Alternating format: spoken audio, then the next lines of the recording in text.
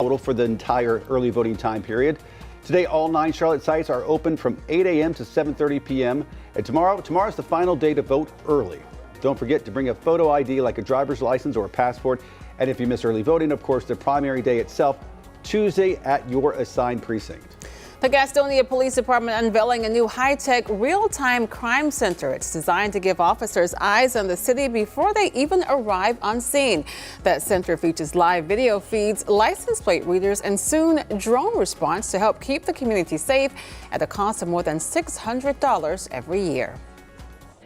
And we are taking a look at this crash right now. Independence Boulevard, crash at exit 243 as you do head in to Uptown from the Matthews area. So if you are taking that way, just know it is really backed up. Lots of stop and go traffic around there. And it's comfortable outside this morning, into the 60s under clear skies and sunshine. Maybe you're heading out to the lake today, maybe the golf course, or maybe just off to work. It's going to be nice with low 90-degree temperatures, sunny skies as we're heading into our weekend. 90 for tomorrow as well. But those passing showers and thunderstorms, remember, they're going to start to move in anytime after 2 o'clock in the afternoon. Sunday, you can feel that cold front as highs only rise into the upper 70s. That trend will take us into early next week, feeling a little bit more like fall with those nice overnight lows also dipping down into the 50s. Monday looking real nice. A reminder that the news does not end here. Coming up at 7 o'clock over on WCNC Plus. Law enforcement searching for a robbery suspect in Waxhaw. Find out what they stole and how you can help catch them. Plus, a new pre-K opportunity opening in Union County, what parents need to know. And we talked about this earlier, but nearly a year after Hurricane Helene, experts at App State are uncovering surprising changes in the landscape of the mountains. Again, it all starts in just a few minutes at 7 over on WCNC Plus. Watch us wherever you stream and make it a great Friday.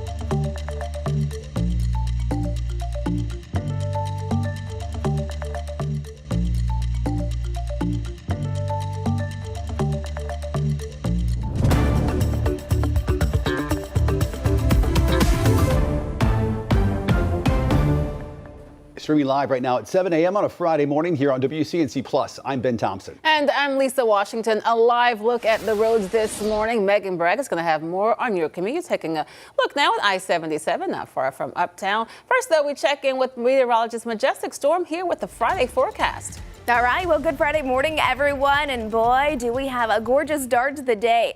Take a look at this. Monroe, I think you win this morning. It is beautiful, and as we're heading into the weekend, get ready for sunny skies, muggy conditions, and hot temperatures, at least to start the weekend. You can see we also are dealing with some fog. You'll want to keep that in mind as you're heading out the door, but just another picture-perfect start to our Friday morning, isn't it? All right, let's get to it. A few things you'll want to know as we're heading into the weekend is that really the talk today, the big weather story is how hot it's going to feel. We'll be back into the 90s today and tomorrow, but because of that overnight rain, it's going to feel much more humid. It's going to make it feel like we're back into the mid-90s.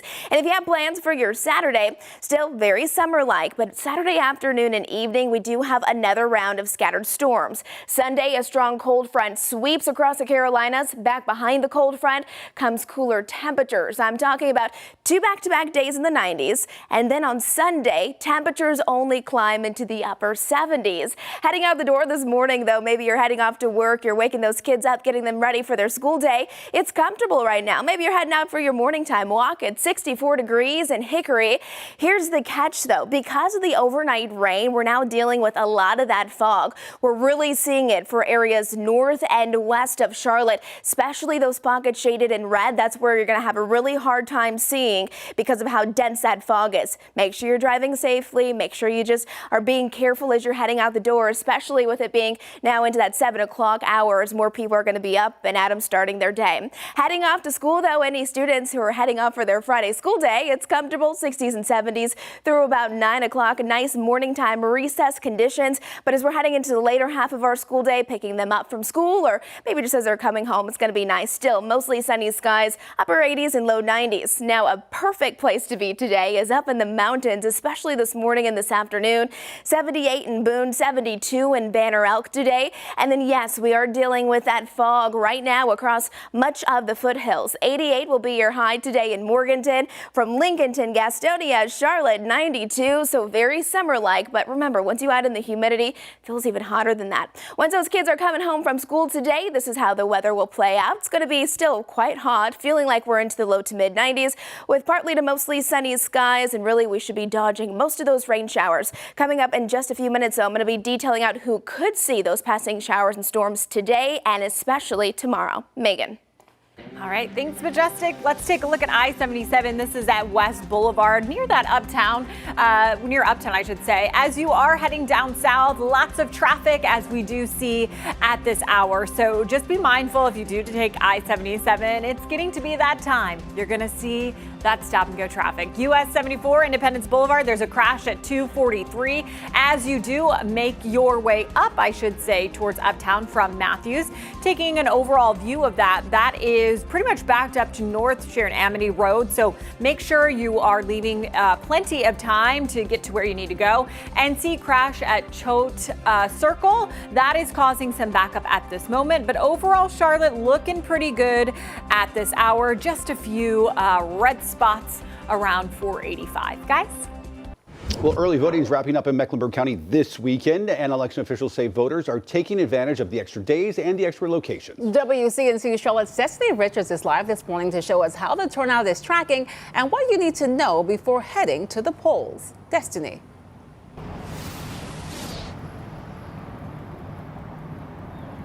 Yeah, good morning. Early voting started on August 21st, and since then, 7,871 ballots have been cast so far. Of course, those numbers will start to update after polls open at 8 o'clock this morning. Officials say this number is close to where we were this time 2 years ago, or excuse me, the totals from early voting 2 years ago. And there's still time to vote today and tomorrow. So starting today, polls are going to open at all 9 sites in Charlotte from 8 a.m. to 7:30, and then the final chance to vote early is tomorrow from 8 a.m. to 3 p.m., so a shorter time period. County election officials say to remember to bring a photo ID. Most people use a driver's license, that's acceptable, but there are other forms that are accepted, like a passport or military ID. This year, early voting started off slow with only one site open for 1 week in August, but once all 9 sites opened after Labor Day, turnout jumped into the thousands each day. According to Mecklenburg County Board of Elections, early voting totals so far are just shy of the 8,639 ballots cast during all of early voting in 2023. Municipal primaries generally don't have large numbers. If we can get up to about a 10% turnout, we would be happy. Realizing if you look at history, we generally go anywhere from 6 to 7, 8%. But we feel like we've had a good turnout so far. So hopefully we'll hit to the 10% number for this primary.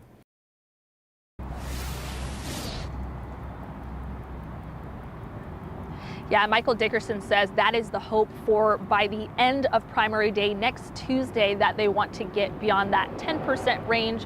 Of course, again, local elections typically have less turnout than during presidential election years. But the thing to know is if you don't vote during early voting, again, primary day is next Tuesday. It's from 6:30 a.m. to 7:30 p.m., so more time to vote. And you do have to go to your assigned precinct. We have more information about how to check that in this story on the WCNC News app. Guys, I'll send it back to you.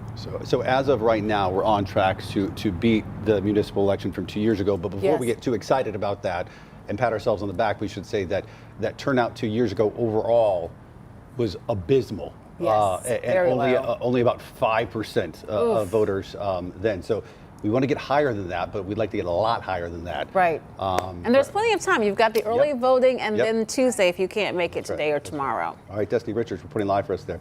Destiny, thank you. Coming up, a fashion icon passes away. Remembering Giorgio Armani next.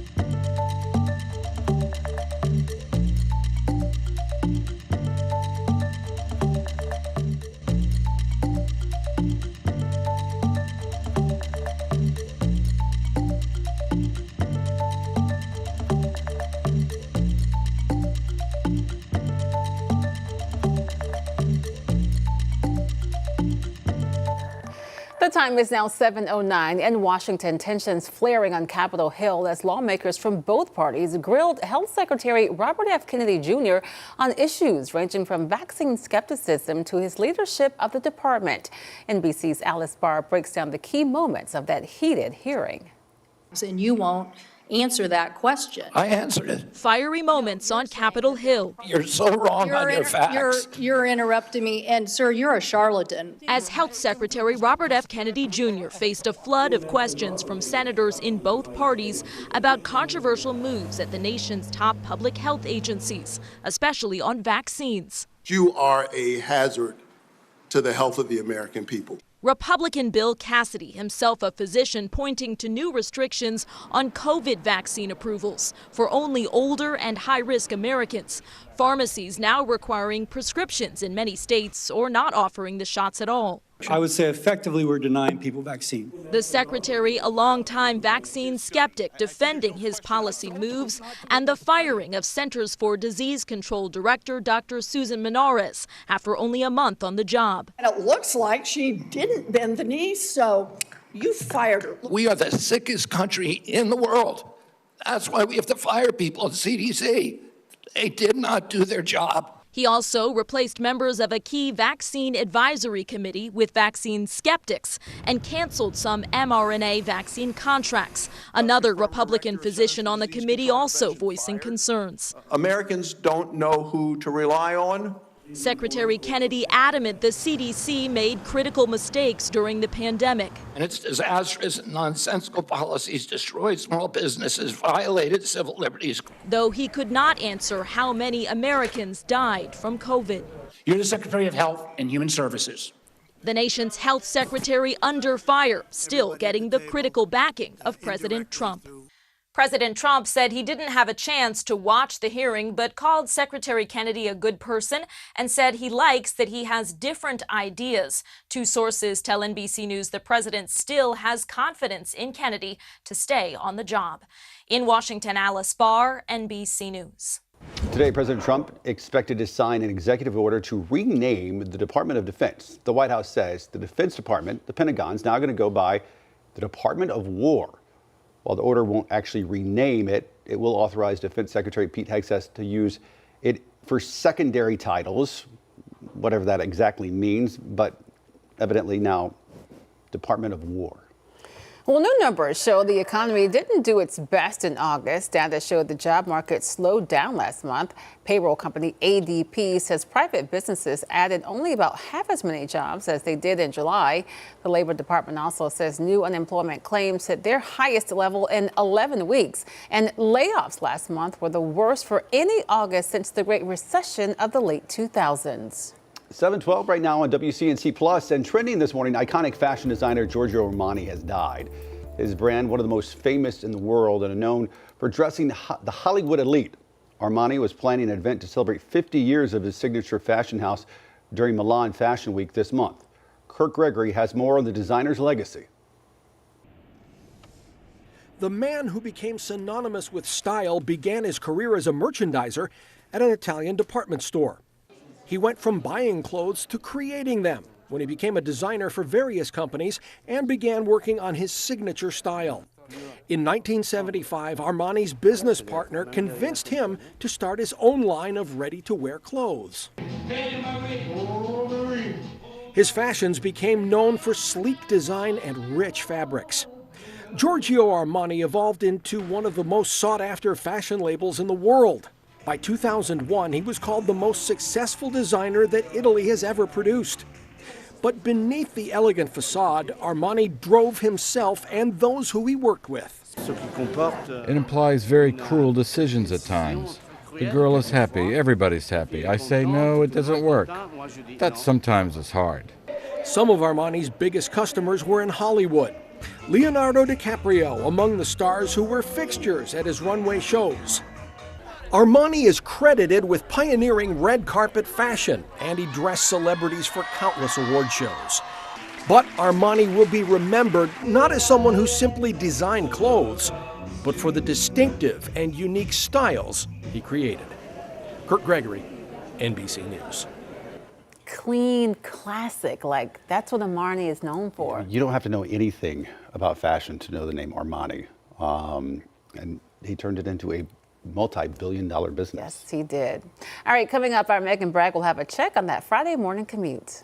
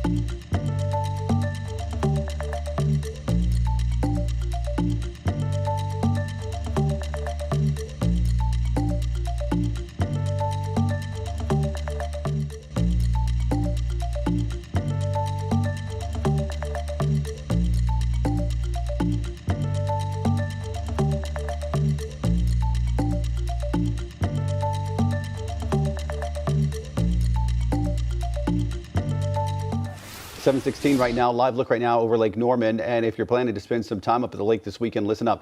Charlotte Water confirmed nearly 50 gallons of sewage spilled into the lake.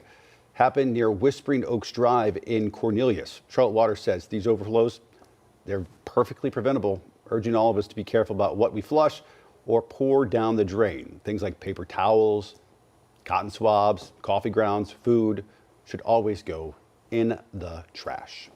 7:17. Now let's check in with Majestic to find out more about our Friday forecast. If folks are heading out on the lake, to the golf course, maybe even back to school or work. It's going to be a beautiful start to our Friday morning. That's for sure. We can already see it outside this morning.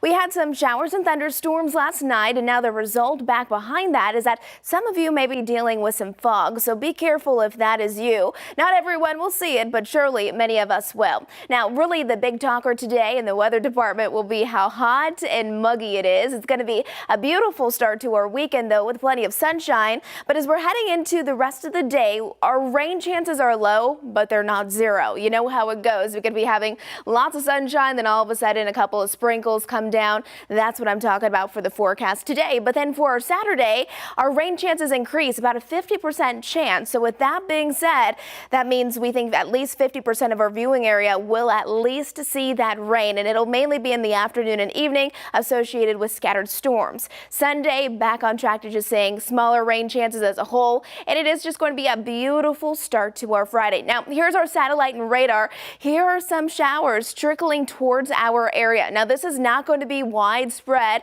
but again, if we do see one of those isolated storms develop, we could see a random heavy downpour. Storm Prediction Center does have parts of our viewing area under a low-end risk for severe storms, but honestly, this is the area of concern today where we could see some severe weather. So out of our viewing area, but not too far away. Some of our mountain counties will be included in that low-end risk, meaning if one of those storms do develop, it may have the ingredients to quickly become strong to severe.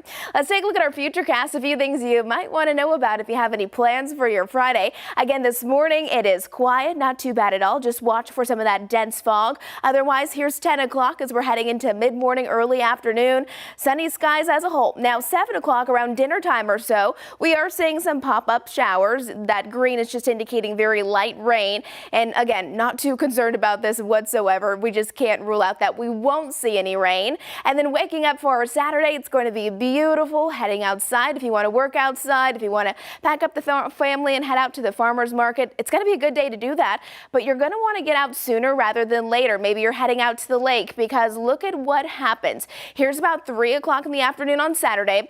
Watch the mountains and the foothills. Wherever we have those pockets of oranges and reds, that's where the rain's going to be coming down quite intensely. So heavy at times that it may even reduce down visibility. And then they kind of start tracking to the east. I paused time at about 9 o'clock for our Saturday evening. Charlotte also getting in on some of that action. So just be careful if you have any plans. Otherwise, Sunday looks better. We'll have more on my extended forecast coming up here shortly. But Megan, how are the roads? Any new accidents people should know about? Well, Majestic, we just keep having issues with I-85 and South Graham. I don't know why, but we have another accident there. It is off to the shoulder right now. You can see traffic going around it, but it is making your commute a little slower. You can see all of that stop and go traffic right near Graham and Sugar Creek. So that is what's happening with Graham. I don't know what's going on this morning. US 74 Independence Boulevard crash at 243 as you make your way into Uptown. You can see all that stop and go traffic all the way down towards Matthews.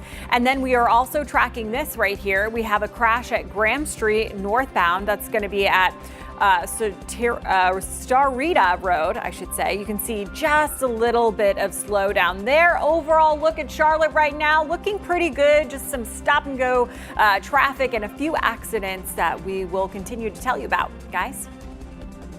Hi, this is Larry Sprinkle. Big question, what to do this weekend? A lot going on. One of the most important is the Yasu Greek Festival, the annual event at Holy Trinity Greek Orthodox Church over on East Boulevard. Yasu Greek Festival today and tomorrow, 11 a.m. to 10 p.m. and Sunday, 11 a.m. to 6 p.m. Admission only $5. 12 and under kids are free with an adult, so don't miss it. It is a great event. There's food, there's entertainment, a kids play area, and tours as well. It's an annual event. Don't miss it. The Yasu Greek Festival today through Sunday, and that's what's happening this weekend. I'm Larry Sprinkle. Love the Greek Festival. Well, trending this morning, two iconic boxing champs are going to face off. Former heavyweight champ Mike Tyson set to fight champion Floyd Mayweather Jr. The 59-year-old Tyson stepped back into the ring last year when he fought and lost to Jake Paul. 48-year-old Mayweather hasn't stepped into the ring for a competitive fight since 2017. They have not announced a venue or a specific date for that fight.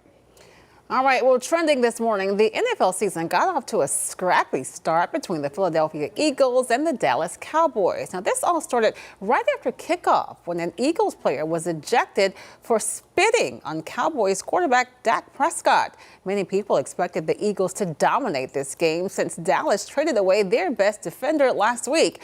But the Cowboys hung in there and they made it into the game. However, they couldn't get a score when they needed it, and they lost 24-20.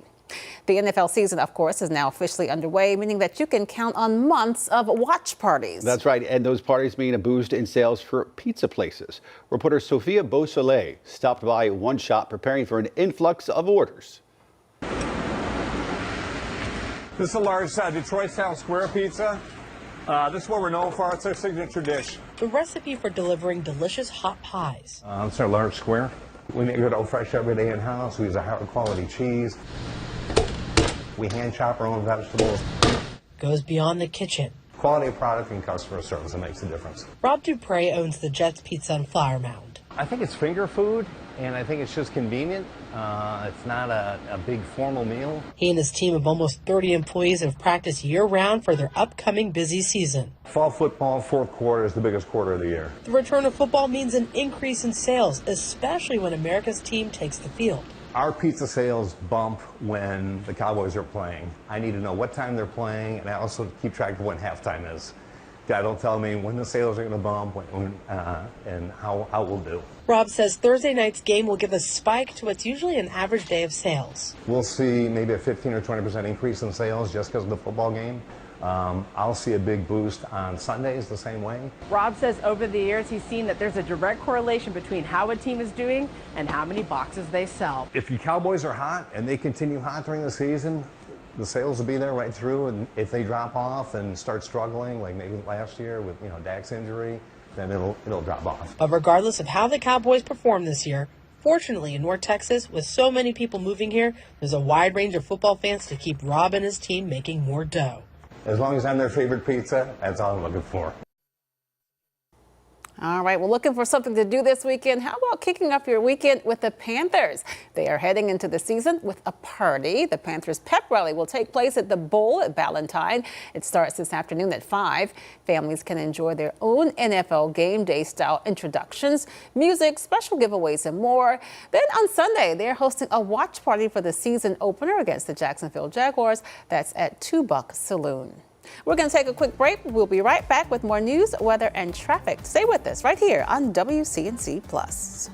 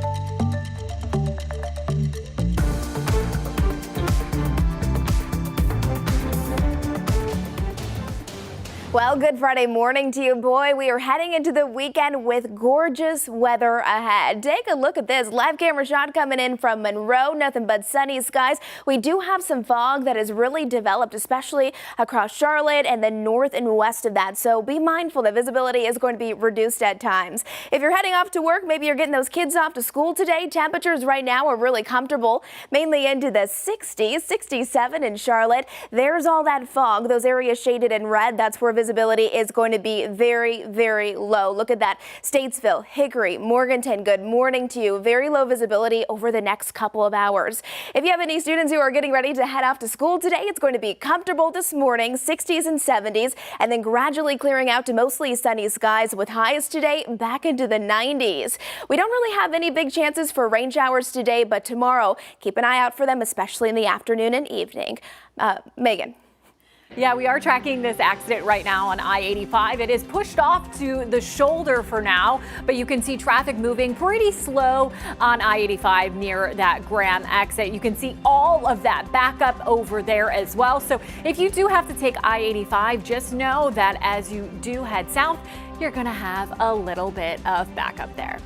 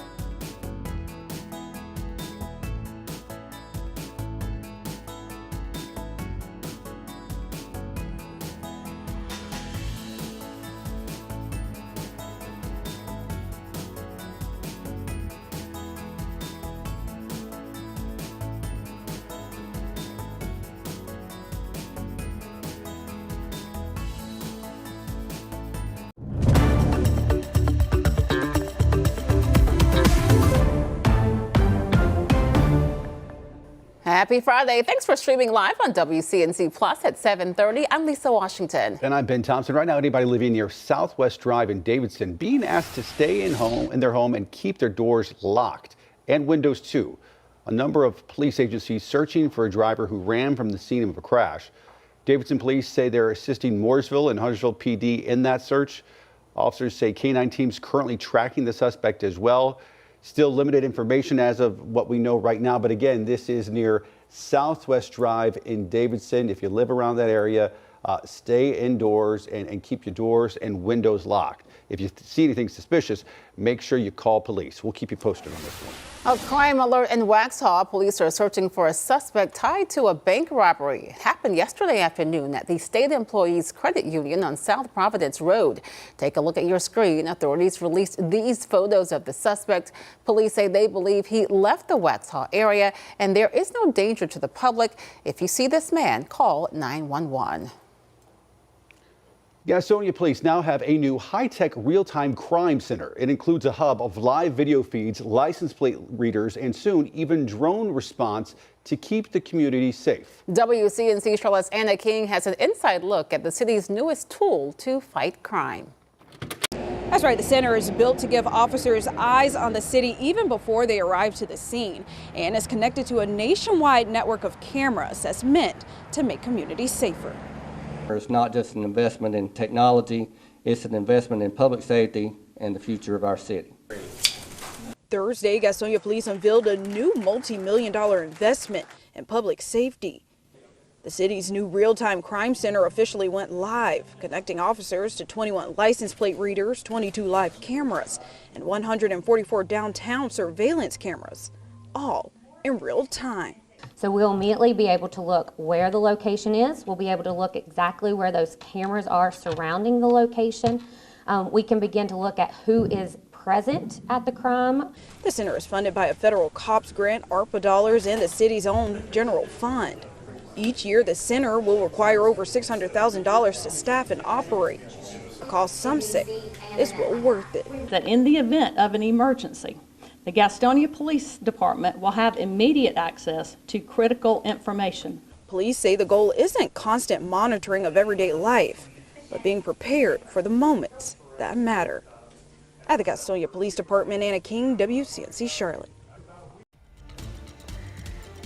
All right, well, good Friday morning to you guys. It is beautiful outside, especially there in Monroe, where we have nothing but blue skies and sunshine as you're heading out the door this morning. So hopefully you can soak it up today. Now, as we're looking at uptown, it's a little bit of a different story. We have the combination of some low clouds and just some fog out there. You'll notice fog that'll linger, especially for areas north and west of Charlotte for the next couple of hours. And then everything will mix out and most of us will have sunny skies to look forward to this afternoon.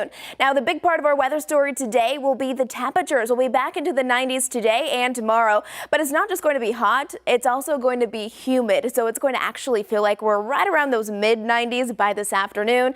And if you do have plans for your Saturday afternoon or evening, make sure you're staying close to our weather team because we have another round of those scattered storms, just like what we had last night. Sunday, a strong cold front is on the way. That's going to knock our daytime highs from 90s back into the 70s.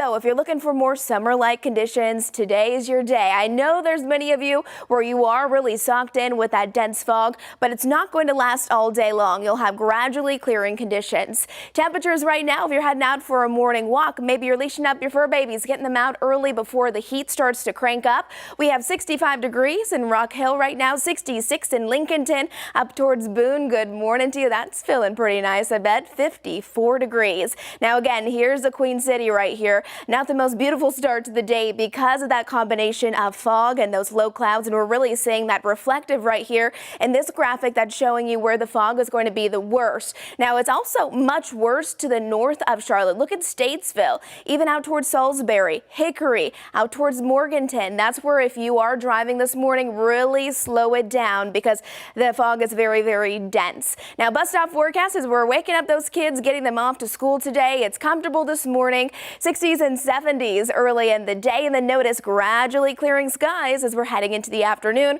with those temperatures again rising back into the upper 80s, low 90s.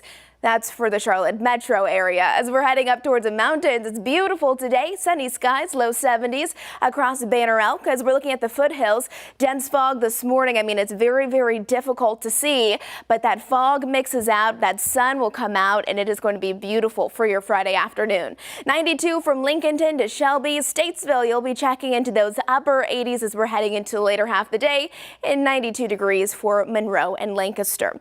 Let's walk you through the futurecast. Remember, this is what radar could look like as we're heading into mid-morning at this time. I think a lot of that fog will be out of here. Sunny skies taking us straight into the afternoon. This evening not looking too bad if you have any Friday night plans. Now our rain chances, they're low, but they're not zero. So keep that in mind. We're still picking up on a few stray showers here and there. Otherwise, Saturday morning, it's going to be beautiful. Maybe you're waking up, you're heading out to the golf course early in the day. We're looking at clear skies, a nice start to the morning. And if you plan on going out to the lake, or maybe you want to float a river, the thing that you need to know for tomorrow is that while it is going to feel hot and very summer-like, you're probably going to want to find a body of water to stay cool, maybe just a pool. Here's about 3 o'clock in the afternoon. Those areas shaded in oranges and reds, that's where the rain's going to be coming down very intensely, and that's where some storms could form.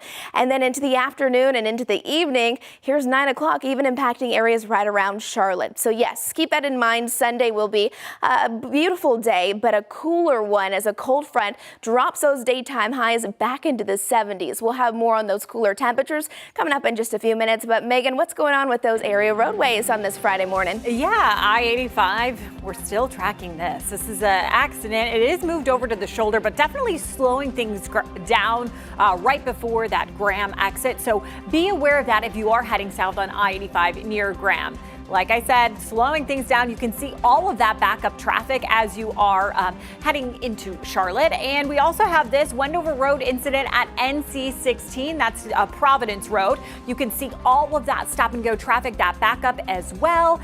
And then I also wanted to show you this. This is Independence Boulevard as you are heading towards the city from Matthews. You can see all of that red there. It has gotten a lot better since that crash earlier cleared up, but still lots of stop and go traffic. This is what we're looking at overall on the map. You can see 485 down towards Matthews on the inner, little bit of backup there. But other than that, we are looking pretty good for this Friday morning. Megan, thanks. 7:37 now. You heard Majestic mention the return of those summer-like temperatures today, but that's not stopping Carowinds from revealing its plan for spooky season. The park plans to celebrate its 25th year of Carowinds, transforming into a land of fear and frights later this month. It will feature 5 haunted mazes, 4 scare zones, and more than 300 monsters. New this year, a Screamium experience called The Conjuring Beyond Fear. It's based off the horror franchise and features a haunted maze and an escape room. Now, Carowinds runs from September 12th through November 2nd, and you can find a list of all the attractions on our website, also on the WCNC Charlotte mobile app. I love a good scare. I'll pass. But not everybody gets into it. No. I realize. Coming up, how a unique cafe.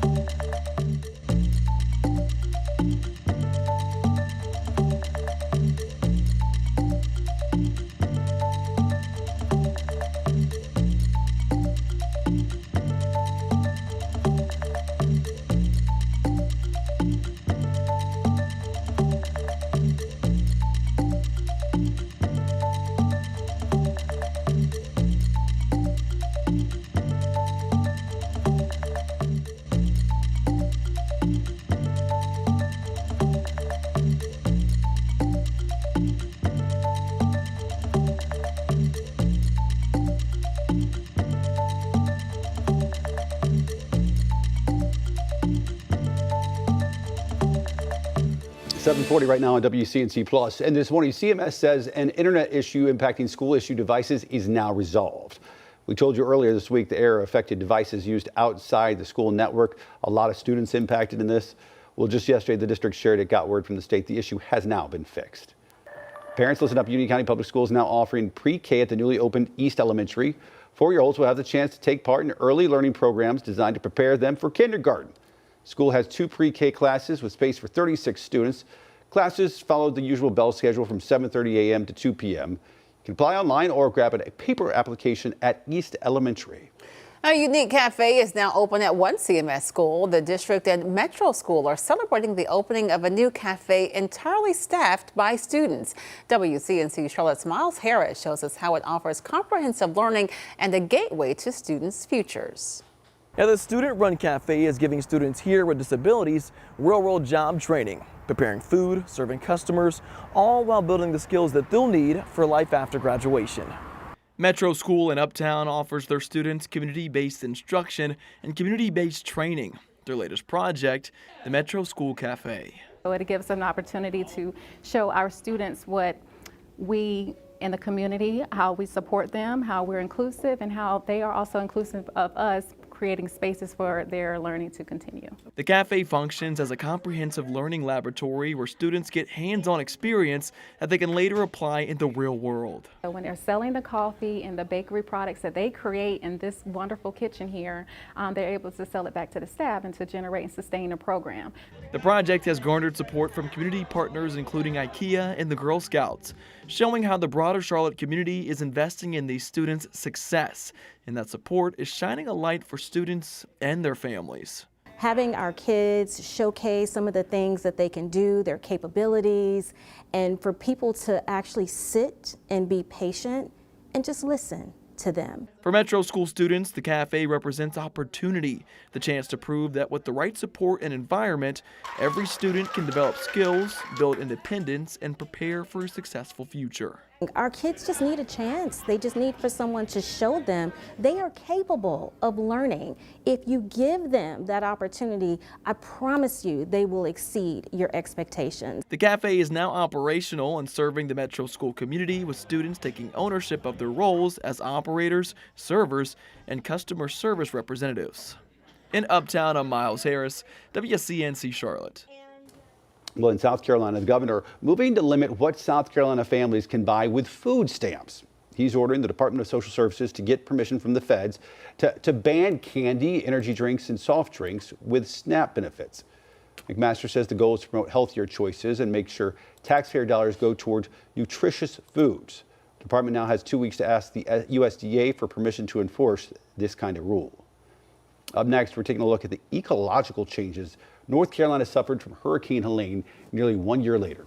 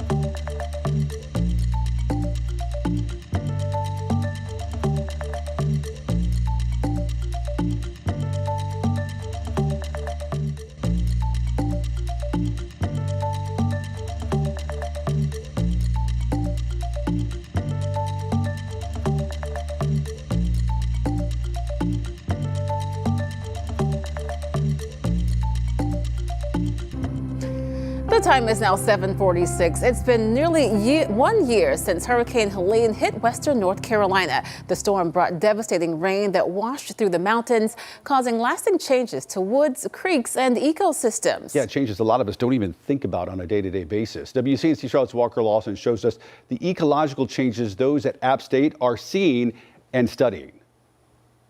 For John Davenport, the damage from Helene is still revealing itself. For us, still trying to understand. Like you can see, there's obviously big changes across the landscape. His students at App State are logging data on everything from tree canopy gaps that helped fuel spring and summer wildfires. Intriguing to see as you have those significant, we call them like canopy gaps now because the trees are down, what that will do to the forest floor community. Will that open it up for more species to colonize, and so more of those maples, those pines or beeches or cherries? That's one thing that could be intriguing. But yeah, it's still early on to see. We can see those gaps for sure. To streams that changed course after floodwaters tore through. And what we've seen is that those channels, even though it goes back to those, they are significantly different. Like there's a lot of silt and a lot of deposition of sand in some areas where my children like to swim. And that area now, we don't see as many fish. Even studying the smallest survivors, like salamanders. We sort of think that most of like the intact forest, especially for the terrestrial lungless salamanders, are somewhat still intact. Wildlife research technician Ethan Furr says each branch they turn tells a little more about the story of this ecosystem and what its future may look like. When we're seeing a lot of salamanders there, we can assume that it's a healthy ecosystem. But both warn it's still too soon to know the full lasting impact. Reporting in Boone, Walker Lawson, WCNC Charlotte. Admittedly, salamanders is not what you think about when you think about, the impacts of Helene, but it does go to show just the depth and also width of how much a storm like that affects everything we know. And we're talking about almost a year later, so certainly, the impact of that storm is being felt. All right, but our weather today, feeling more like, what is this, July? It's going to feel hot. Yeah. More July-like, that's for sure. 90s, sunny skies, but it's also going to be muggy over the next couple of days. That says July. Okay, here we go. Let's get to it. A few things, though, before we really crank up that you'll want to know about. Will barely be that fog that we're dealing with still for some locations. Not everyone dealing with it, but many of you waking up, you look outside the window and it's hard to even see because of how dense that fog is. And a big contributor to that is the rain that we saw last night. And again, not everyone saw it, but we definitely had some heavy downpours and some very strong and loud storms. Now we're heading into our Friday. Happy Friday to you. It's beautiful outside for many of you. Temperatures this afternoon, though, we're cranking them back up today, back into the lower end of the 90s. With that added humidity, it's going to feel more like those mid-90s. Tomorrow, 90 degrees, but into the later half of the day, afternoon and evening, be mindful that we do have another round of those scattered rain showers. So if you're thinking, all right, it's 90 degrees, I'm heading out to the lake, you want to do something outside, I say still do it. You just have to pay close attention to the forecast. And then we have a strong cold front that, could trigger that active weather on Saturday evening, but then back behind it, it really drops our temperatures down, with daytime highs only rising into the upper 70s on Sunday. As we're looking at those rain opportunities, though, today the chances are low, but they're not zero. About a 20% chance for a pop-up shower or storm. Tomorrow, more scattered, about a 50% chance, and then Sunday, very isolated again. Back behind that, though, as we're heading into early next week, rain opportunities really start to die down again. Here's our current satellite and radar, so you can see just out to the west of us some light scattered showers, and that's what we'll watch for to see if any of those actually trickle into our viewing area, because if they do, you know how it happens across the Carolinas. Maybe one or two isolated storms will actually form, and then all of a sudden we have a heavy downpour while just the neighborhood over sees nothing but sunny skies. Now, the Storm Prediction Center does have several states under that risk for severe weather today, especially states shaded in this orange, so really it's not inside of our viewing area. That's where we could see some of the worst weather today. However, we do have a low end risk for those storms. So if any of those storms that are currently out west start to track more eastward and hit our mountains, that's where we could see a couple of stronger storms that could bring a high wind threat. Otherwise, let's walk you through our futurecast again. Here's about 10 o'clock this morning. It's going to be beautiful, very comfortable. If you want to do anything outside today, I say today's the day to do it. As we're heading into tonight, still pretty nice if you have any Friday night plans. Again, a 20% chance for a pop-up shower storm, so it's very low, but it's not zero. As we're heading into our Saturday morning, maybe you want to wake up and go get some coffee. It's going to be not only gorgeous, but it's going to feel pretty nice as well. And if you want to beat that heat and humidity, you got to get outside sooner rather than later. Saturday, maybe you need to mow your lawn. That's another thing you'll want to do early in the day, not just because of the heat, but also because of this right here. Here's 3 o'clock, pausing my time right there. This is where we're going to be watching for more opportunities for rain showers and thunderstorms, mainly in the mountains and then the foothills. And whenever you see areas shaded in reds and oranges, that's where the rain's coming down very, very intensely. And oftentimes that's where we do see some thunderstorms form. All right, pausing time now. Here's about 9 o'clock in the evening. This is still Saturday, right around Charlotte metro area. If you have any Saturday night plans, make sure you stay close to our weather team. We'll keep you up to date with the very latest. And back behind that cold front that could trigger that active weather will be that cooler air. Look at our daytime highs, upper 70s by Sunday.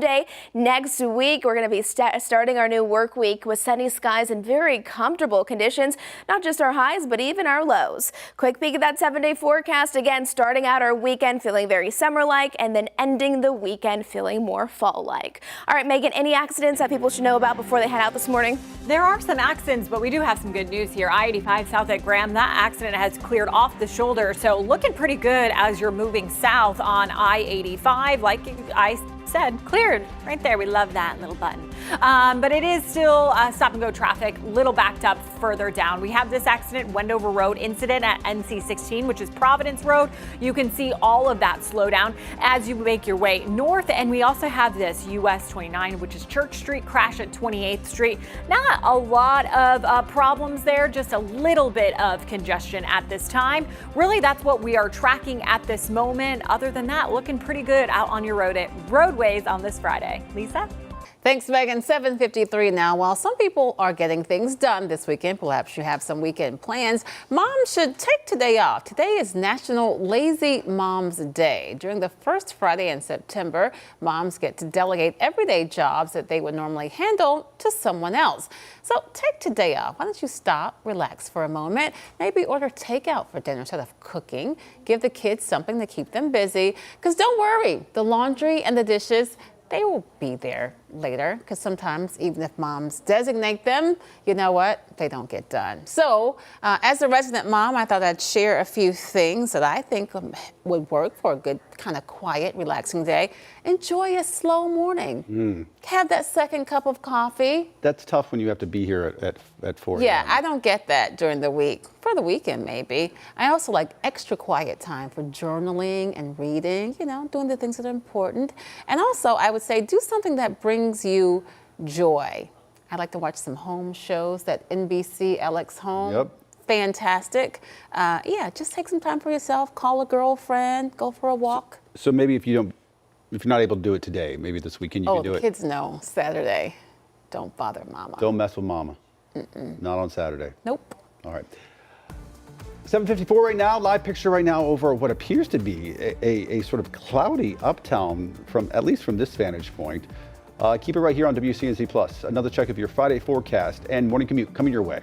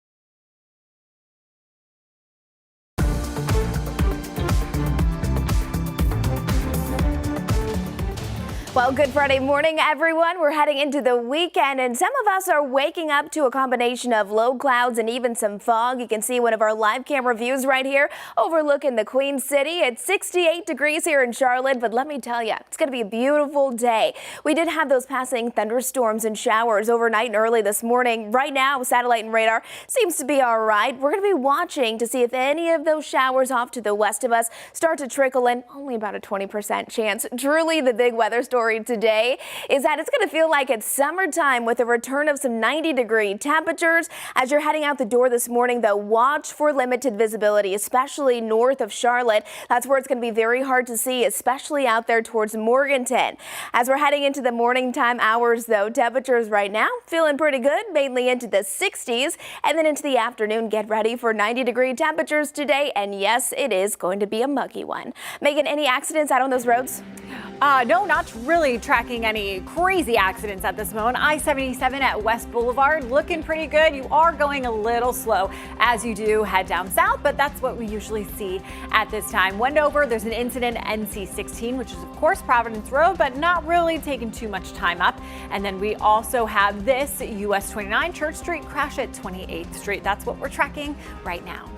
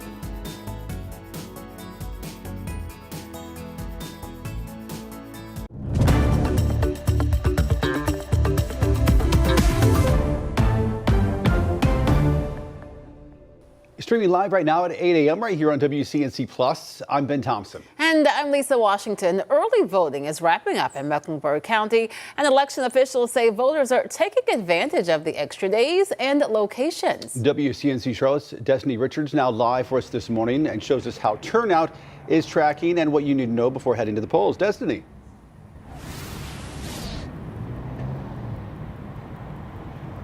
Yeah, good morning. Since early voting began on August 21st, there have been 7,871 ballots cast in this primary. Of course, that number is going to begin to go up soon because polls just opened moments ago here at the Hal Marshall Annex in Uptown, as well as 8 other locations around Charlotte. But officials say that turnout is already close to what we saw 2 years ago, and voters, of course, still have today and tomorrow to cast their ballots early. Now, today, all 9 early voting sites in Charlotte are open from right now, 8 a.m. to 7:30 p.m. And then the final chance to vote early is tomorrow, but you have less time to do so. It's from 8 a.m. to 3 p.m. that those sites will be open. County election officials say remember to bring a photo ID. Most people will bring a driver's license, but you can bring other forms like a passport or a military ID.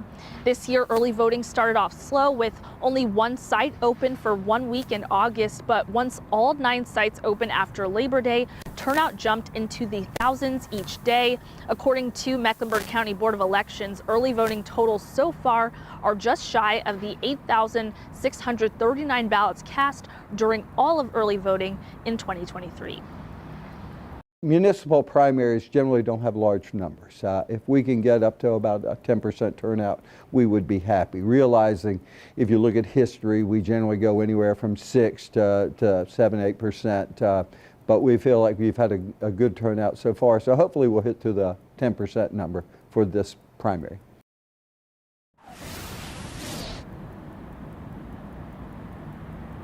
Yeah, a decent amount of people walking in this morning to the Hal Marshall Annex, not nearly as much as on early voting, when early voting started, because this was the only location open at that time, but plenty of locations to go to today and tomorrow for early voting.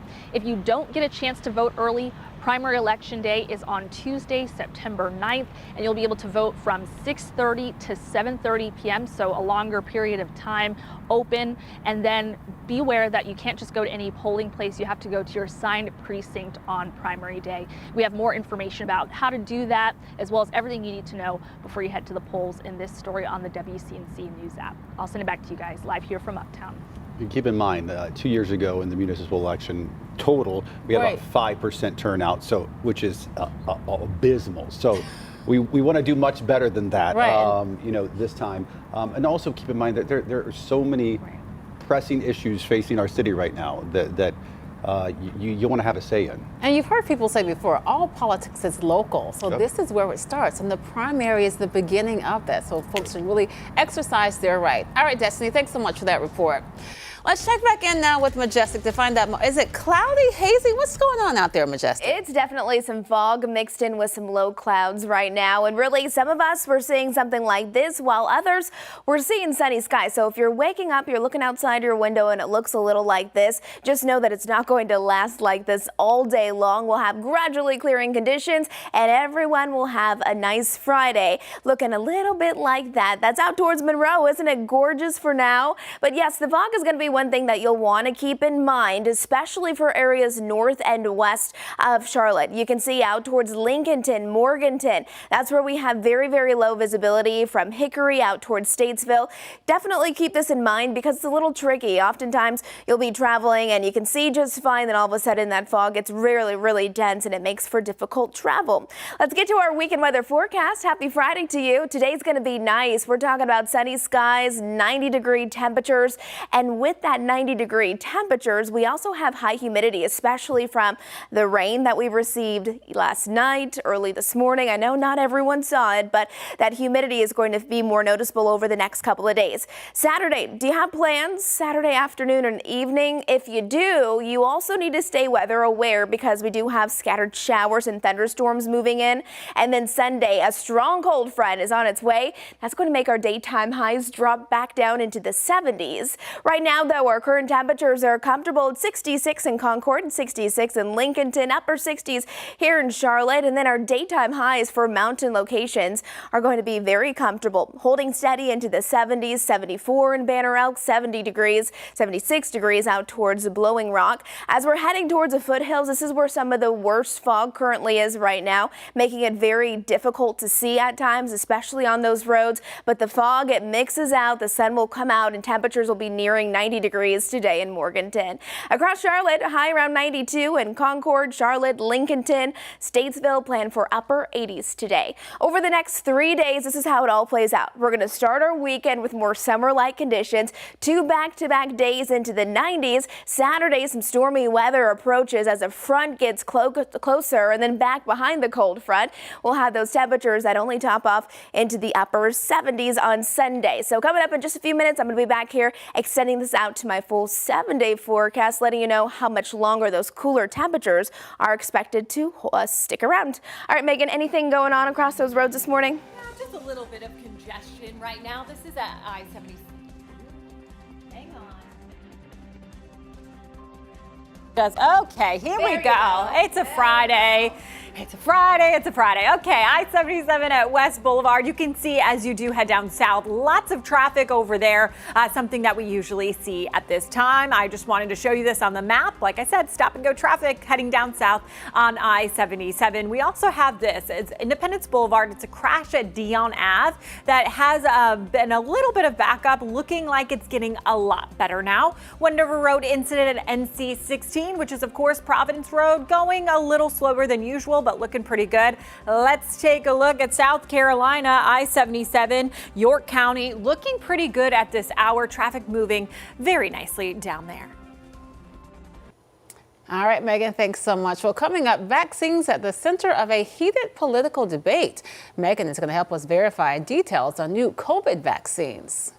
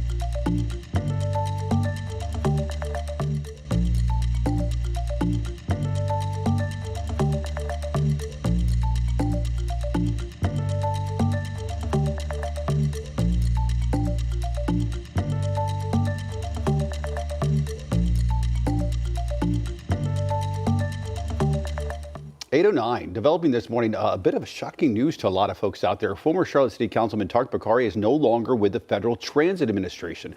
He didn't reveal why he's no longer with the agency, but he did release a statement on social media saying in part, "The timing is right for me to hand the baton to the next wave of leaders to carry on the amazing work that's underway and head back to my beloved North Carolina, where I can focus on my wife's campaign, my family, my business." He resigned from Charlotte City Council just back in the spring, in the middle of April, and had only been in the job for a few months. In Washington, tensions flared on Capitol Hill yesterday as lawmakers from both parties grilled Health Secretary Robert F. Kennedy Jr. on issues ranging from vaccine skepticism to his leadership of the department. NBC's Alice Barr breaks down the key moments of that heated hearing.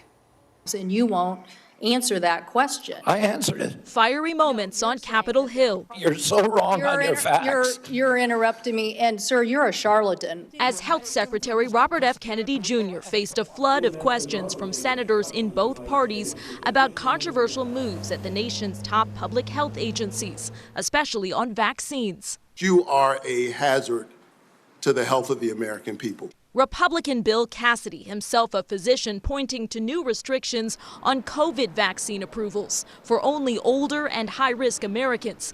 Pharmacies now requiring prescriptions in many states or not offering the shots at all. I would say effectively we're denying people vaccine. The secretary, a longtime vaccine skeptic, defending his policy moves, and the firing of Centers for Disease Control Director Dr. Susan Menares after only a month on the job. And it looks like she didn't bend the knee, so you fired her. We are the sickest country in the world. That's why we have to fire people at CDC. They did not do their job. He also replaced members of a key vaccine advisory committee with vaccine skeptics and canceled some mRNA vaccine contracts. Another Republican physician on the committee also voicing concerns. Americans don't know who to rely on. Secretary Kennedy adamant the CDC made critical mistakes during the pandemic. And its disastrous and nonsensical policies destroyed small businesses, violated civil liberties. Though he could not answer how many Americans died from COVID. You're the Secretary of Health and Human Services. The nation's health secretary under fire, still getting the critical backing of President Trump. President Trump said he didn't have a chance to watch the hearing, but called Secretary Kennedy a good person and said he likes that he has different ideas. Two sources tell NBC News the president still has confidence in Kennedy to stay on the job. In Washington, Alice Barr, NBC News. Secretary Kennedy's testimony comes as COVID-19 numbers continue to increase. The agencies he oversees have changed several vaccine guidelines. Now, some are wondering when they can get the new vaccine or whether they'll have access to it at all. WCNC Charlotte's Megan Bragg verifies what you need to know. A lot of pharmacies like Oakhurst Pharmacy right here in Charlotte seeing lots of people come in for at-home COVID tests and the COVID-19 vaccine. So the question, do you need a prescription in order to get the COVID-19 vaccine from your pharmacist in North Carolina? Let's verify. Our sources, the North Carolina Board of Pharmacy, Greg Dees, Oakhurst pharmacist and owner, and CVS. If you have a doctor's prescription, we'll be glad to think about giving that shot to you. Oakhurst owner and pharmacist Greg Dees has seen a lot of people come in asking questions about the COVID-19 vaccine. A lot of people are quite concerned and maybe a little disappointed. So who can get it right now? The North Carolina Board of Pharmacy posted this statement advising pharmacists around North Carolina that in order to give the shot, a person needs a prescription from their doctor. So in North Carolina, without that, without a prescription, you cannot get a COVID vaccine no matter what your age is or what your conditions are. That's because North Carolina, just like several other states, needs approval from the Advisory Committee on Immunization Practices, which meets later this month. In a statement from CVS, they tell us that they can offer the COVID-19 vaccine to patients depending on their age if they present a prescription in North Carolina.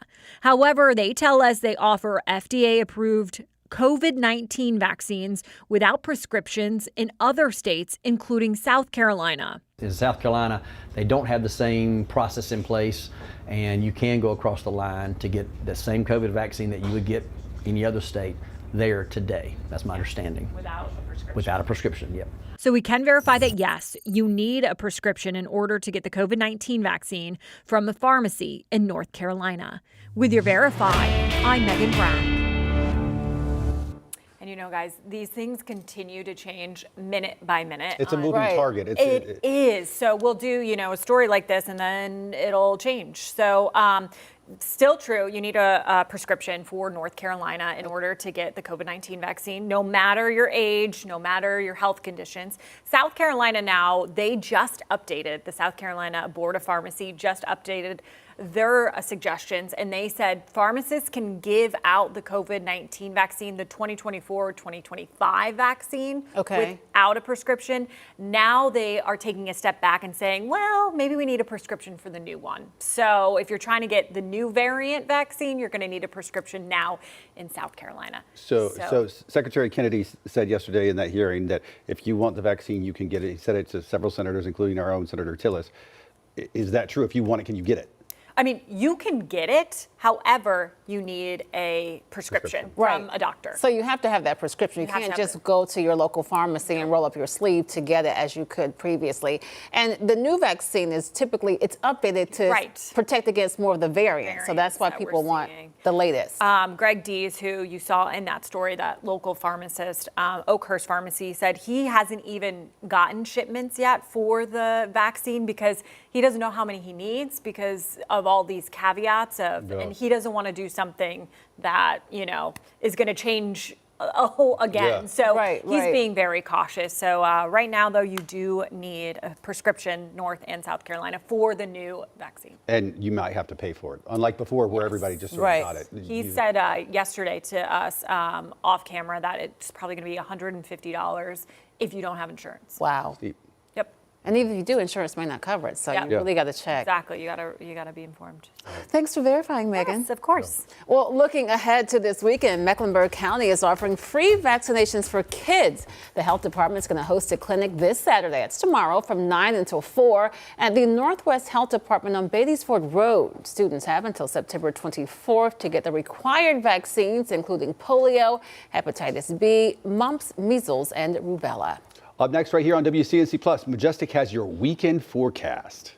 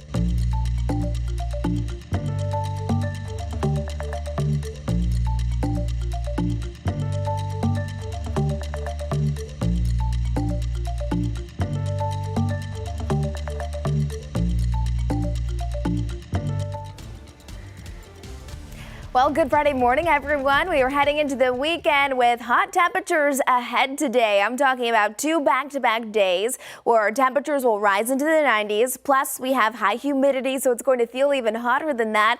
And then we do eventually have some showers and storms, then a cool down. So a lot that we're following. Let's just start with this, though. It's a nice start to the day. Some of you have some low clouds out there, and you also are dealing with some fog. Some areas really having a hard time seeing because of how dense that fog is. I'm looking at areas like Statesville, Hickory, Morganton, out towards the mountain locations, even Gastonia. Make sure you're really mindful of that because it can be tricky. You're traveling and you actually see lots of sunshine, then all of a sudden you can hardly see because of how dense that fog can be. 90s this afternoon. It's going to feel very similar like today and tomorrow. Scattered storms start to pop back up Saturday afternoon and evening, and then that cold front drops our temperatures down back into the 70s for our highs as soon as Sunday. Right now, though, it's comfortable, mainly into the 50s up towards the mountain 60s for most of us, though. And those mountain high temperatures today feeling good. If you're heading out for a hike, doesn't get much better than this. 77 degrees today in Fleetwood with mostly sunny skies. Remember, across the foothills, that's where the fog is worst right now. 92 in Lincolnton and Shelby, Statesville, upper 80s for you, and 91 for Monroe. Over the next 3 days, this is how the weekend will play out. Hot today, hot tomorrow. Stormy weather starts to move in for the later half of our Saturday. And then by Sunday, it's going to be just cooler because of a strong cold front. And that trend will even continue into early next week. Next time I see you back here, we're going to be talking about the rain chances and when we can expect them to move in for our Saturday forecast. But for now, Megan, what's the latest on those roads? Yeah, roadways are looking pretty good right now as we are looking at I-77 at West Boulevard. You can see traffic just moving a little slow as it does head down south at this hour. We are also seeing a few crashes right now. Well, let's take a look at that first. A lot of red stop and go traffic on I-77 as you do head south, like I was saying. Now let's look at the crashes. Independence Boulevard crash at Dion Avenue. That is looking pretty good so far and clearing up. And then we also have this crash, NC 115, which is Old Statesville Road. There's a crash at Gibbons Road. Just a little bit of backup right over there. SCDOT cameras, South Carolina, you are looking good right now on I-77 in York County, so keep up the great work there. Megan, thanks. Right now, folks are mourning the loss of civil rights pioneer and member of the Greensboro 4, Major General Joseph McNeil. McNeil was one of the 4 college students at North Carolina A&T who walked into what was a whites-only lunch counter in downtown Greensboro on February 1st, 1960. When denied service, the 4 men refused to leave and remained at the counter until that store closed. The protest led to desegregation at the lunch counter later that year and sparked similar protests across the country. McNeil was 83 years old. For the first time in 80 years, Tuskegee University will start training pilots again. The historic institution is known for the Tuskegee Airmen, the first black military pilots. Now it's exploring new heights with the next generation of flyers. Emma Ellis introduces us to the first students to receive their pilot's license from the university's new aviation science program.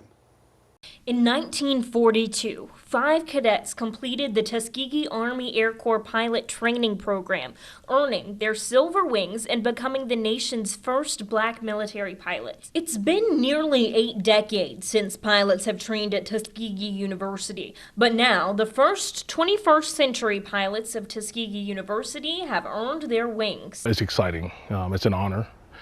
This institution, this university, has a rich legacy in producing African-American pilots, and they have the ability to continue that legacy and that history, and also to also include women in the training population. Cambria Parker is the first Tuskegee Air woman. She decided she wanted to become a pilot when she first visited Tuskegee in 2017. I went over to the Tuskegee Airmen Museum, actually over there. Yep. And I was just interested in flying ever since then. A school day doesn't feel like work for aviation science student Isaiah Hand. With aviation science, it gives me pleasure from the start of the day to the end of the day, from the work, and then the flying part. It doesn't feel like work. It feels like I'm enjoying myself. It feels leisure, although I am putting in work and putting in a lot of extra time. Aviation Science Director Titus Sanders says it's passion that drives these students. They want to be here, they want to be at Tuskegee, and they want to fly, and they want to share their excitement and joy with others.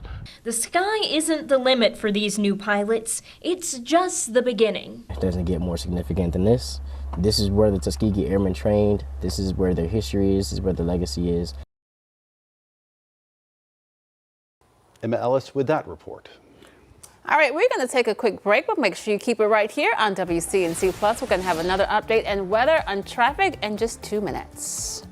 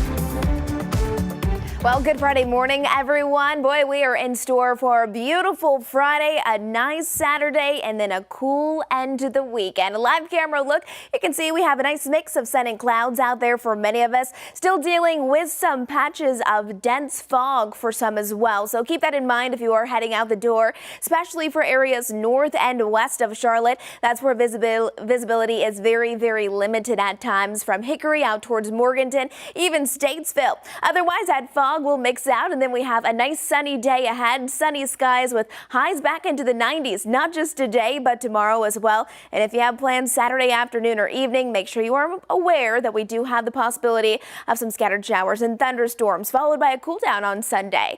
You can see around 4 o'clock, this is Saturday, you can start to see those showers and thunderstorms across the mountains and the foothills, but even across the Charlotte metro area, I'd say around dinner time and afterwards, that's when we could have some active weather move in. Talking about heavy downpours, just loud thunderstorms, similar as to what we saw last night for some of us. There's that 7-day forecast. Hopefully you can get outside and enjoy the nice weather today. It's going to be hot for us today and tomorrow. Comfortable, though, by Sunday.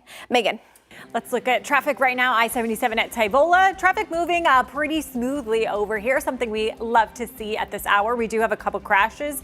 McKee Road at Alderbrook Lane. There is a crash over there. Traffic moving a little slowly. And we also are tracking this crash at Old Statesville Road.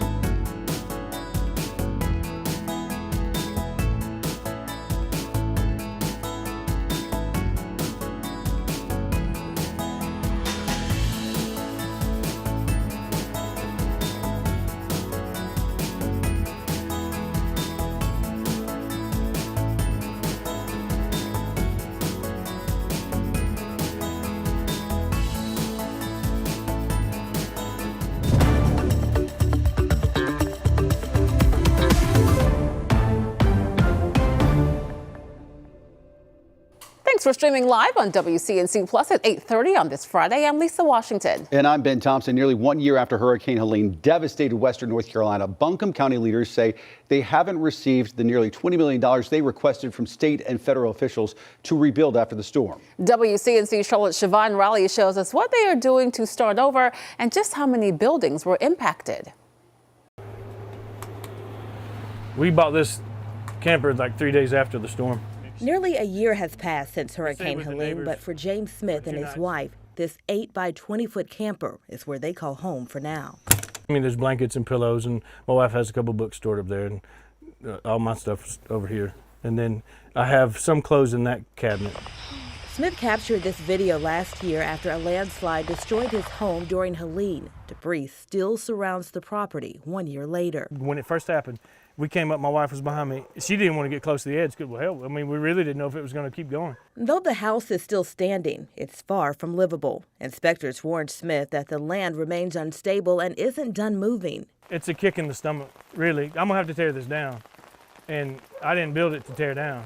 So that's going to be a rough day. We're still asking for help, though. Buncombe County Manager Avril Pender says more than 12,000 properties were either significantly damaged, slightly damaged, or destroyed after Helene. But the state started a program to help families get new homes. One is called Hazard Mitigation Grant, so people have applied for that. In Buncombe County, we had at least 200 or so homes of families that has applied to get their homes rebuilt through that program. So far, nearly 300 people have applied to get demolition permits. Out of that number, 100 have been approved for demolition. When you hear those numbers, what's going through your mind right now? So those numbers are structures. That means people lived in those structures. So what goes through my mind goes back to our friends and neighbors still need help in our community. Our friends and neighbors still need a place to call home. Smith received $13,000 from FEMA, but that doesn't cover the more than $375,000 it would cost to build a new home. Is progress happening fast enough for you? Absolutely not. Because there's still people just the same as us living in campers. They're still in the application phase right now. So progress is being made, but we have not yet seen the first hammer or any first process that starting to build the homes. Pender says the state spoke with several contractors who said they are ready and able to do the work. In addition, the state launched a disaster case management program, allowing a case manager to guide them through the recovery process. There's a sliding glass door in the house, in the new house. While Smith prepares to start over, he can't help but to reminisce about the home he built with his own hands. These were all 1x4 or 1x6 pine. The one that stood on land his family has owned since 1987. The amount of memories and love that was in this particular spot. You know, I grew up here as a child, and then my kids grew up here, and then it's just, it's a really sad deal that's it. It's sort of the end of the legacy. Though rebuilding is necessary, Smith says he'll miss the moments he shared with his wife and 5 children. In Buncombe County, Siobhan Riley, WCNC Charlotte. Well, good morning, everyone. We are heading into a gorgeous start to our Friday morning, especially right here. Live camera look checking out Monroe this morning. Not only does it look nice, but those temperatures outside are feeling pretty nice as well, mainly into the 60s. If you have someplace to be this morning, that is what you are waking up to. Again, this is a live camera look coming in from Monroe. Temperatures, though, as we're heading into the afternoon, they are going to be a bit on the warm side. We're going to see those daytime highs today rise back into the 90s, but with that added humidity, it's going to make it feel even hotter than it already will be. A few more things you're going to want to know, though, as we're heading into the weekend is that those passing showers and storms, similar as to what we saw yesterday, they're going to make a comeback as we're heading into our Saturday afternoon and evening. So if you have any plans tomorrow, make sure you're mindful of that, because some of those storms, they could bring heavy downpours, gusty winds, frequent lightning, all the things. And then we have a cold front that drops those temperatures down on Sunday. That's going to drop our daytime highs back into the 70s. This morning, though, it's just about 70 degrees in Charlotte and Monroe, mid-60s out towards Gastonia. So if you're somebody who likes to wake up, go out and get a little bit of fresh air, this morning's a good time to do it, because by this afternoon, it's going to be all about the heat and humidity. Rain chances today are low, but they're not zero. I'm keeping a close eye on that for you. And then tomorrow, scattered showers and storms will be ahead. I'd say anytime after 2 o'clock for your Saturday forecast. And tomorrow, we have percentages for rain at about 50%. So remember what that means. It means we think that at least 50% of our viewing area will receive the active weather. Storm Prediction Center has that area shaded in orange as the area of interest today for severe weather. So most of that is outside of our viewing area, but notice across the mountains, some of us are highlighted in yellow. That means we do have a low end risk for severe storms. So if one of those isolated storms does form, it may be capable of quickly turning strong to severe. After that cold front passes through Saturday night and into Sunday, the temperatures will start to feel a little bit more like fall. Live camera looks, though, most of us at least seeing some sunshine. I know some of those clouds are holding on. It's a mix of those low clouds and even some fog across the Charlotte uptown area. You can see our satellite and radar. You see those showers moving west to east. Those are the ones that I'll be watching to see if they actually do hold together. And if they do, I wouldn't be too concerned about it, but just keep that in mind if you have any plans for your Friday. Most of us will stay dry, but we can't rule out a random shower or storm. Visibility remains a problem this morning, especially up towards Salisbury, Statesville, Hickory, Morganton. I mean, it is very, very dense out there. Temperatures today and tomorrow are going to be hot, and then that front tomorrow is going to bring some active weather starting up in the mountains and the foothills and then starting to make its way across Charlotte later in the evening on Saturday night, and then Sunday should be better. There's a quick look at that 7-day forecast as you're making those weekend plans. Today will be nice again. If you're waking up to some cloudy skies right now, it'll all taper off. It's going to be sunny and hot by the afternoon. Megan. Okay, well, speaking of cloudy skies, look at I-77 at Davidson. You can see lots of clouds there over Lake Norman right now, but traffic moving pretty smoothly at this time, which is always nice to see on I-77. McKee Road crash at Alderbrook Lane. That is causing some slowdowns right near Providence Road. And we also have this that we are tracking right now. Old Statesville Road crash at Gibbons Road, but it looks like it is starting to clear up, moving a lot faster at this time. And I also want to make you guys aware of this right now. Independence Boulevard crash at Dion Avenue. Some slowdown, as you can see. You're heading up 74. And then at Central Avenue, there's a traffic light that is failing right now at Briar Creek Road. That is causing some backups, as you can see. So make sure if you are on Central Ave, just know that that is what's causing those backups at this moment. Lisa? All right, Megan, thanks so much for that report. Coming up, we're going to be talking about student loans and why so many borrowers are struggling to pay them off.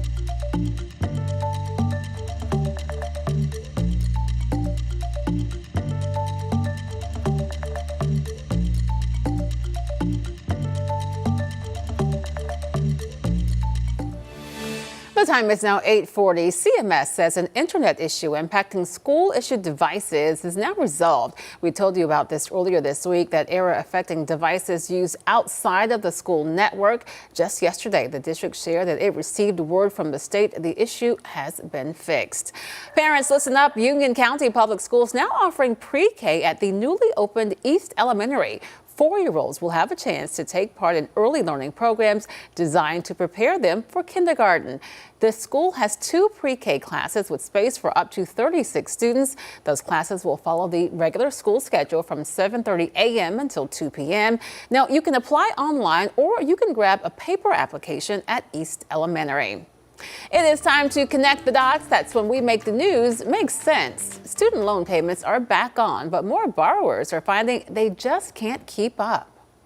Student loan borrowers are hitting pause on their payments at much higher rates this year. Let's connect the dots. New data shows the number of people in forbearance has actually doubled since January. Experts say this is a clear sign that many borrowers are struggling to make ends meet. Forbearance is when borrowers temporarily stop paying their loans. It can help in the short term, but interest often builds up, which makes the debt more expensive in the long run. Still, more people are choosing this option as household budgets get tighter. The Education Department is also under pressure. Loan servicers have faced staffing shortages and system changes since payments restarted last fall. That's created confusion and delays for borrowers trying to get help. Looking ahead, much depends on the courts. Parts of President Biden's SAVE repayment plan remain tied up in legal battles. The outcome could directly affect millions of Americans carrying student debt. And that's Connecting the Dots. Well, don't go anywhere, because coming up, we're going to introduce you to the newest member of the WCNC Charlotte team. Stay with us.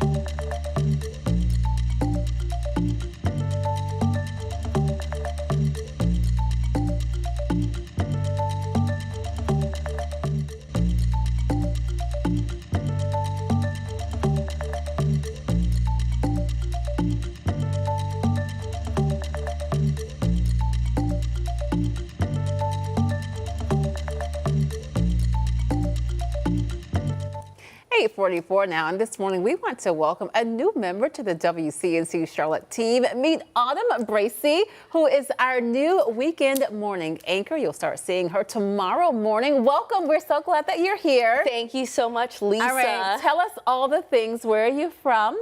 Okay, so I'm from North Carolina. It feels so good to say that. And I'm here actually storytelling. I'm from Raleigh, actually. Okay, all right. Ben Thompson's not here. We'll talk about that a bit later. So tell us, before you were here at WCNC, you were working out west, yes? Yes, I've worked a little bit all over, most recently in Oklahoma, Tulsa, and Alabama and Missouri. So I've kind of, gotten a chance to go lots of places, but it's nice. It's a lot of different experiences, and you meet a lot of people, and I think it's made me a better person being at a lot of different places. So you are from North Carolina. We don't have to tell you how fantastic this state is. I know. I'm sold. I love it. I love it already. What are you looking forward to most being here in Charlotte?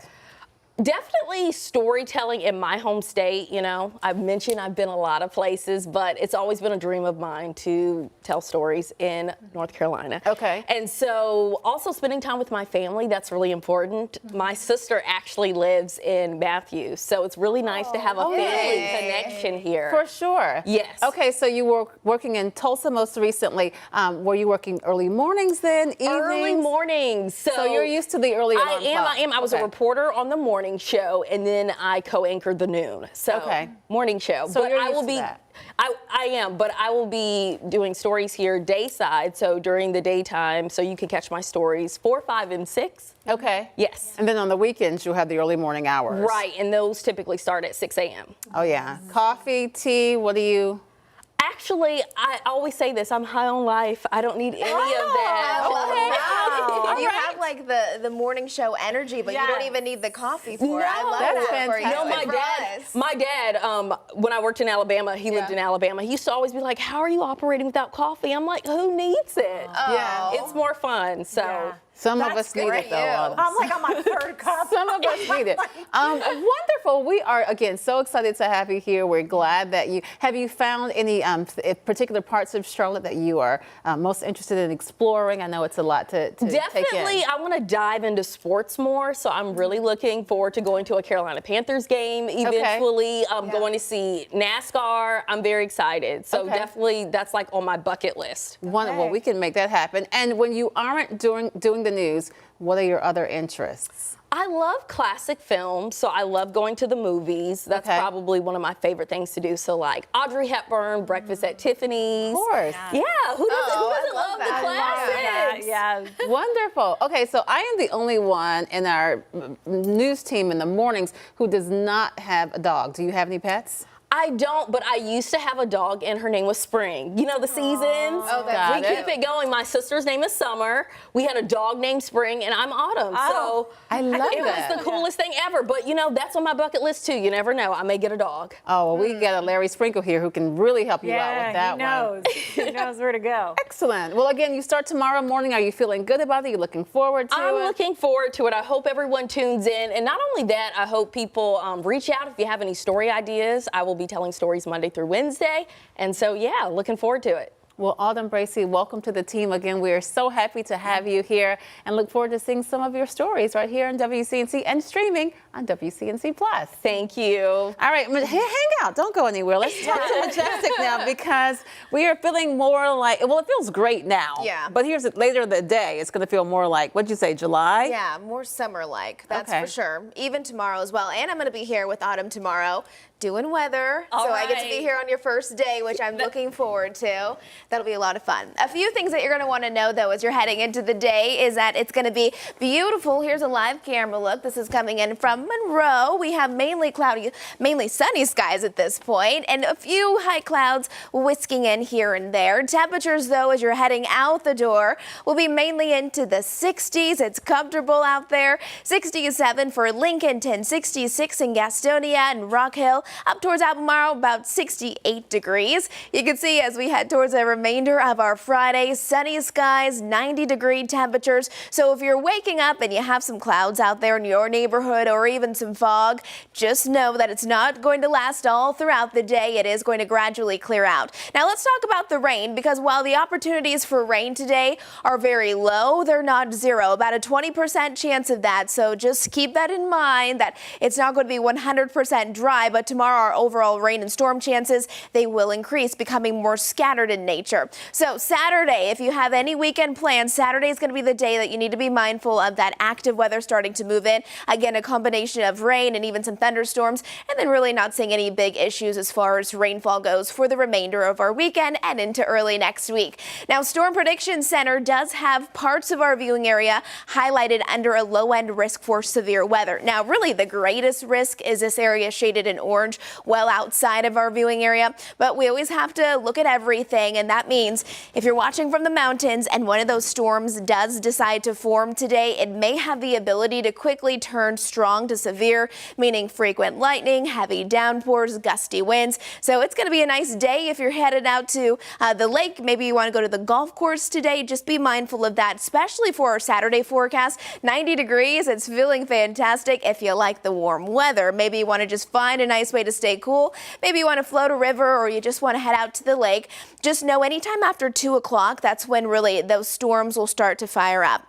Dallas, you look good this morning. Look at all those clouds, though. As we're looking a little lower, high above it, we have perfectly clear skies. And again, everyone will gradually start to see that sunshine return as we're heading into the later half of our Friday. Again, here's a look at our satellite and radar. There are some showers moving from the west to the east. That means some of them could trickle into our viewing area, but it is not widespread, so not everyone will see them. Look at how much fog we have, though. This has been long lasting this morning. Very dense fog to the north and to the west of Charlotte, especially out there towards Statesville. Morganton, hard to even see because of how dense that fog is. Be careful as you're driving for that morning commute. High temperatures today into the 90s, much of the same tomorrow. So if you work outside in the elements, make sure you're taking breaks from the heat. If you have any outdoor pets, make sure they're properly taken care of. If you're looking for that fall-like weather, well, you'll see it on Sunday. We'll have more on that coming up. But for now, Megan, are there any accidents across the roads that people should know about?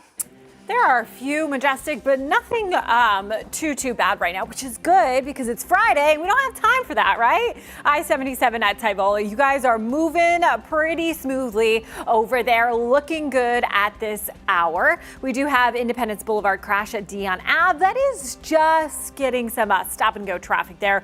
Nothing too crazy though, which is a good thing, like I've been saying. This crash cleared. It was there beforehand, so I'm not even gonna go and do that. But we do have this Central Ave traffic signal failure at Briar Creek Road. However, it does look to be going pretty fast at this hour. So looks like that has been fixed, cleared up. Let's take just an overall scan of the city right now. I know this looks very overwhelming, but a lot of these crashes have cleared. And if they're still on the board, they're just very minor crashes. Lisa? All right, Megan, thanks so much. Well, here's a look at what's happening this weekend. How about kicking off your weekend with the Panthers? The Carolina Panthers are heading into the season with a party. The team's pep rally will take place at the Bowl at Valentine. It starts this afternoon at 5. Then on Sunday, they are hosting a watch party for the season opener. That's going to be against the Jacksonville Jaguars at 2 o'clock at a $2 Saloon. Also, some weekend festivals leading into fall. The Morganton Festival returns for its 43rd year. Get ready for live music, vendors, food, a kids zone, and lots more. That fun begins today at noon, again tomorrow at 9 on West Union Street in Burke County. And of course, the annual Yazoo Greek Festival kicks off today near Dilworth at South End. This event is held at the Holy Trinity Greek Orthodox Cathedral on East Boulevard. The festival is a feast for visitors to enjoy some homemade Greek food, plus traditional dances and tours of the cathedral. This is one of Charlotte's longest running festivals, very popular. The Greek Fest runs through Sunday.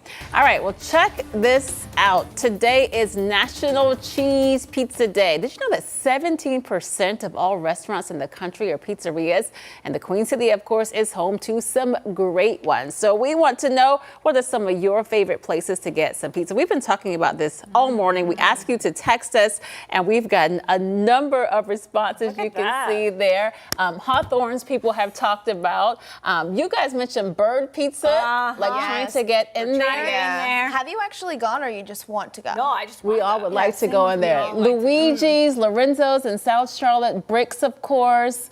So many over there. Big Guy Pizza. Oh yeah, Lorenzo's. I think it's Enzio's. I think it's really good. Yeah, so a number of places, but again, none of us have gotten into Birds because it takes so long to get a reservation. It's a long time, but let's go, Birds. All right.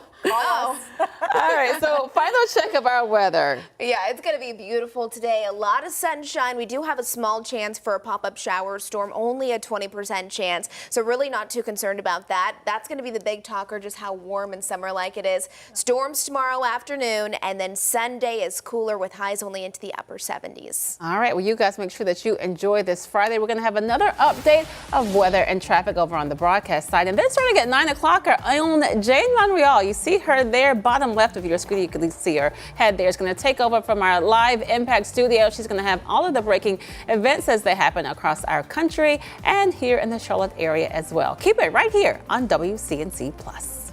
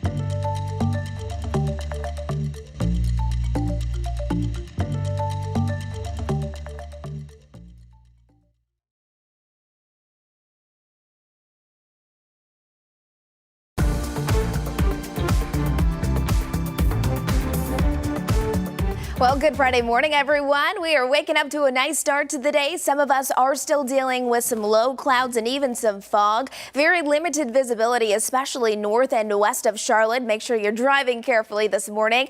Tomorrow afternoon and evening, we'll be watching for those chances for showers and thunderstorms before a strong cold front knocks our daytime highs down into the upper 70s as soon as Sunday. I'd say anytime after 2 o'clock for Saturday. Just be mindful for some of that active weather that could move in. Again, passing showers, thunderstorms, heavy downpours all ahead. All right, Megan, anything going on across those area roadways? Yeah, we are tracking a few things right now. I-77 at Tybola looking pretty good this morning, which we love to see. Well, this is what we're tracking. Independence Boulevard crash at Dion Avenue. Just some backup right now. Nothing too bad, though. Lots of slowdowns over there. And then we are also tracking this at Central Avenue. Traffic signal failure at Briar Creek Road causing some issues for drivers. Other than that, that's what we are tracking. Have a wonderful Friday.